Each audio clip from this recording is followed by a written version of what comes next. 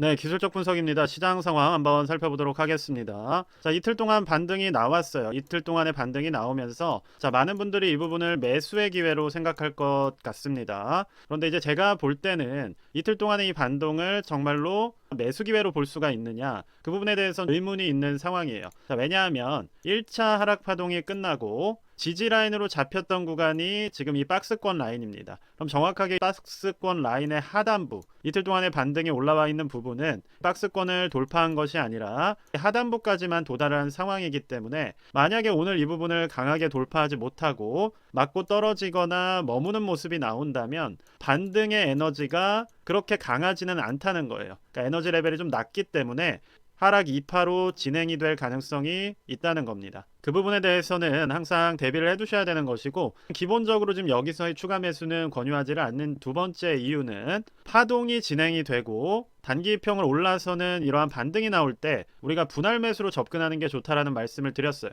그럼 1차로 여기서 매수가 들어갔다라고 한다면 지금 이 위치는 지나치게 가까운 위치입니다. 차라리 우리가 더 비싼 가격에 사는 한이 있더라도 정배열이 잡히고 나서 들어가는 것을 2차 타이밍으로 잡을 수는 있겠지만, 지금처럼 우하향하고 있는 역배열 파동이 이어지고 있는 상황에서 1차 매수가 여기서 들어간 상황인데 2차 매수를 이 구간에서 잡게 된다면 지나치게 가까운 위치에서 물량을 늘리는 결과가 되는 거예요. 매수를 고려한다면 오히려 정배열이 잡히는 확실한 구간이라거나 아니면 하방이 좀 더 진행이 되고 단기평을 올라서는 두 번째 매수 타이밍을 보고 들어가야 되는 것이지, 지금 같은 구간에서는 매수 구간으로 삼기에는 어느 쪽도 아닌 약간 어정쩡한 위치라는 겁니다. 어정쩡한 구간에서 추가 매수가 들어가게 되면 현금이라는 것을 가지고 우리가 하방이 나오더라도 이렇게 평단을 낮춰주면서 빠르게 탈출할 수 있는 기회, 즉 위험에 대한 대비를 놓치게 되는 것이기 때문에 지금 이 구간에서 너무 빠른 판단을 하시기보다는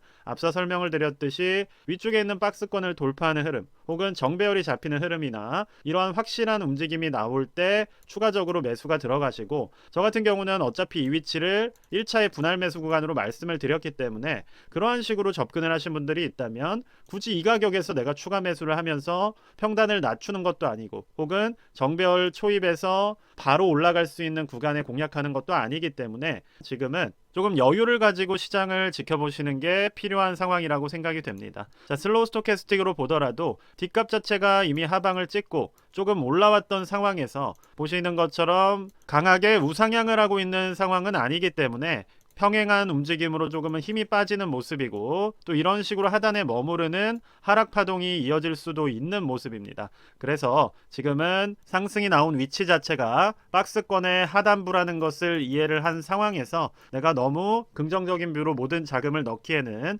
리스키한 구간이다, 이렇게 이해를 해주시면 좋을 것 같아요. 자, S&P 500도 동일한 상황이고 반도체 섹터 역시도 유사한 상황입니다. 자, 반도체 같은 경우는 낙폭이 훨씬 더 컸었기 때문에 지금 구간 자체가 하나의 매수 구간처럼 보여질 수가 있겠지만, 나스닥이나 S&P 500이라는 대형 지수들을 따라서 결국에는 움직이는 부분이 있는 것이고, 위쪽에 박스권이 잡혀 있다는 것 역시 동일한 상황이기 때문에 지나치게 긍정적인 뷰로 보기보다는, 자, 이런 구간을 1차의 매수 구간으로 잡았다면 지금 2차 매수 구간으로 잡기에는 하방 2파의 진행이 완벽하게 끝났다고 확신할 수는 없다 라는 점을 염두에 두시면 될 것 같아요. 자, 저 같은 경우는 채권 수익률에 대해서 계속 말씀을 드리고 있습니다. 그러니까 채권 수익률 자체가 하방으로 떨어지는 동안에 주식 역시도 함께 떨어지고 있다라는 설명을 드리고 있는데, 지금 보시는 것처럼 채권 수익률이 반등이 나오는 이 박스권 구간에서 올라가는 것이 아니라 또다시 추세상으로 이평선 이격도를 벌리면서 벌어지는 초입의 모습을 보이고 있어요. 만약에 이 부분이 이런 식으로 확산하는 패턴으로 하방이 나오게 된다면 시장도 역시 동일하게 함께 빠지면서 침체 이슈를 계속 키워갈 것이기 때문에, 미국 시장 자체는 경기 침체라는 이슈를 가지고 계속해서 시장의 불안감이 커지고 있다, 이렇게 보실 수 있을 것 같습니다. 10년물을 보더라도 보시는 것처럼 200일선 하단으로 떨어지면서 언제 5일선과 21선의 이격도를 벌리면서 하락이 나오더라도 이상한 상황이 아니에요. 그러니까 언제든 지금은 폭락이 나올 수가 있고 채권의 수익률이 곤두박질칠 수가 있는 위치라는 걸 알고 계시면서 이 부분이 시장에 끼칠 영향에 대해서도 사전적으로 인지를 하시는 게 중요합니다. 비트 같은 경우도 조금 살펴보게 된다면 동일하게 위험한 위치예요. 그러니까 이 위치가 우리가 볼 때는 지지라인이 잡히면서 매수의 기회로도 볼 수가 있겠지만 하방으로 떨어지게 된다면 강하게 빠질 수 있는 위치입니다. 물론 상방으로도 움직일 수가 있는 상황인데 지금 비트 같은 경우가 주식시장과 완전히 디커플링하는 자산이 아니라 주식시장과 어느 정도는 함께 움직이는 모습이 나오고 있기 때문에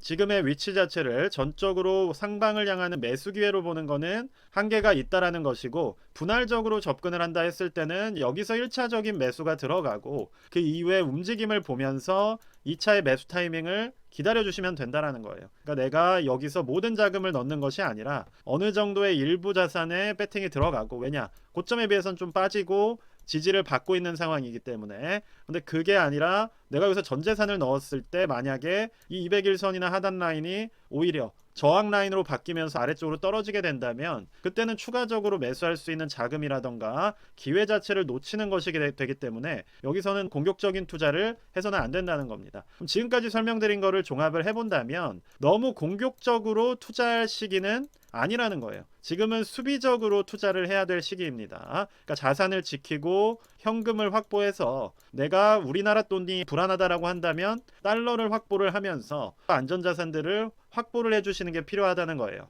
특히나 미국 경제가 망가지면 자연스럽게 우리나라 경제도 망가지는 것이기 때문에 달러라는 자산을 확보하고 있을 때는 원화 가치의 증발에 대해서도 대비할 수가 있는 부분이어서 지금은 미국의 예수금을 늘려줄 시기라는 점을 이해하시면서 전체적인 자산의 안전성을 점검하실 중요한 시기라는 것을 깨닫고 공부를 하실 타이밍이에요. 그러니까 공부를 많이 하셔야 되고 거시경제 상황에 대해서도 대비가 필요합니다. 자, 개별적인 종목에 대해서도 좀 설명을 드려본다면 테슬라 같은 경우도 이 위치 자체를 우리가 공격적으로 들어갈 상황은 아니라는 거예요. 왜냐하면 위쪽에 200일선이 잡혀 있고 하단부에서 반등이 강하게 나온 것도 아니기 때문에 여전히 반등이 나오긴 했지만 이전에 뚫지 못했던 박스권 라인을 돌파한 것이 아니라는 거예요. 오히려 이 부분은 올라선다면 그때를 2차 타이밍으로 볼 수가 있겠지만 지금 같은 타이밍에서 만약에 내가 여기서 1차 매수가 들어갔다 한다면 지금은 2차 매수 타이밍을 오히려 기다리면서 위쪽에 저항을 맞고 더 하단부를 내려갔을 때, 이럴 때 2차 매수를 할 수 있는 현금이나 달러를 들고 계시는 게 더 안전하다는 겁니다. 자, 팔란티어 같은 경우도 어제 반등이 나왔지만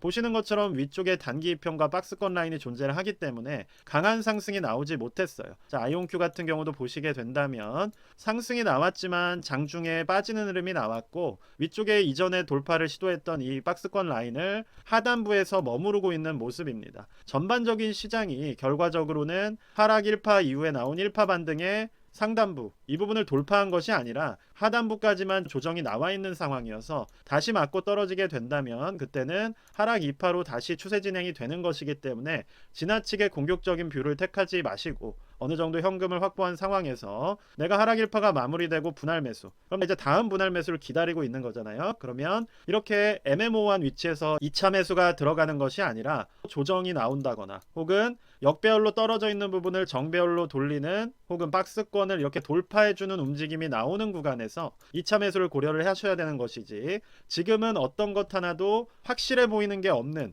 애매모호한 위치라는 것을 이해하시라는 거예요. 그래서 내가 계속 매수를 하고 싶고 빠르게 수익 전환을 하고 싶다면 모든 사람이 그러한 심리를 가지고 있다는 것이고, 그런 조급한 마음은 결과적으로 악성 매물로 전환되는 경향이 있기 때문에 투자에 대한 신법을 관리하시면서 지금은 시장을 지켜보실, 떨어져서 객관적으로 지켜보실 시기라는 점을 말씀드리도록 하겠습니다. 자, 엔비디아 같은 경우도 긍정적인 구간은 아니에요. 지금 거의 몇 달째 하방으로 하락 파동이 진행 중이기 때문에 이 파동 자체가 전환되는 이런 식의 정배열 전환을 위한 시간 조정이 나오는 것이 아니라면 지금은 관심을 조금 멀리 하시고 엔비디아 같은 종목들도 장기적인 뷰로 접근을 하신다 했을 때는 1차적인 매수나 2차적인 매수를 이렇게 완벽하게 잡혀 있는 우하향 파동에서 하는 것이 아니라 정배열로 전환되는 초입 구간에서 투자 관심을 가지시는 것이 향후에 장기적인 투자를 가져가시는 데 있어서도 안전성을 높일 수 있다는 점을 이해해 주시면서, 자, 오늘 영상은 현재 위치 자체에 대해서 설명을 드렸고,